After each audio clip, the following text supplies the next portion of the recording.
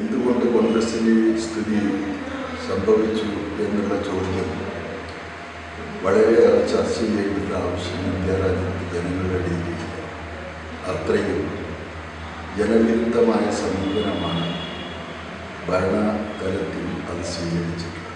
ഇന്ത്യയുടെ സാമൂഹ്യ സ്ഥിതി പരിശോധിക്കുമ്പോൾ BJP പോലുള്ള ഒരു വർഗീയ ഫാസിസ്റ്റ് ശക്തി അധികാരത്തിൽ വന്നാൽ ഒരു നിമിഷം പോലും സമാധാനത്തോടെ ജീവിക്കാൻ ഇന്ത്യയിലെ ജനങ്ങൾക്ക് കഴിയില്ല എന്നുള്ളതാണ്.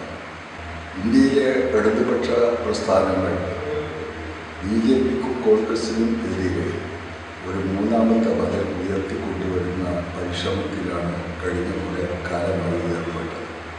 ഈ തെരഞ്ഞെടുപ്പിൽ അവർക്കെതിരായി വിശാലമായ ഒരു മതേതര ജനാധിപത്യ സംവിധാനം ഉയർന്നു വരേണ്ടതുണ്ട് എന്ന് അഭിപ്രായപ്പെട്ടത്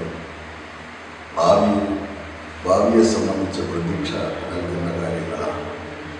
അത്തരം ശക്തികളെ കൂട്ടിയോജിപ്പിച്ചുകൊണ്ട് ഈ രണ്ട് BJP കോൺഗ്രസ് എന്ന് പറയുന്ന രണ്ട് ശക്തികൾക്കും എതിരെ ഒരു മതേതര ജനാധിപത്യ ഭരണ സംവിധാനം അധികാരത്തിൽ കൊണ്ടുവരാനുള്ള പരിശ്രമത്തിലാണ് ഇടതുപക്ഷം ഏർപ്പെട്ടിട്ടുള്ളത്.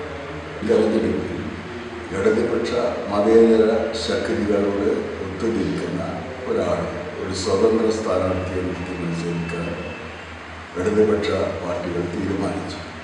ജനങ്ങളിൽ പുതിയൊരു ഉണർവും ആവേശവും നിയോജകമണ്ഡലത്തെയും ജനങ്ങളുടെ പ്രശ്നത്തെയും ശ്രദ്ധിക്കാത്ത ഒരു MPയുടെ സ്ഥാനത്ത് ജനകീയ പ്രശ്നങ്ങളിൽ ഇടപെടുന്ന ഒരു പൊതുപ്രവർത്തകനെ വളരെ താല്പര്യത്തോടു കൂടിയാണ് ജനങ്ങൾ ഇപ്പോൾ സ്വീകരിച്ചു കൊണ്ടിരിക്കുന്നത്.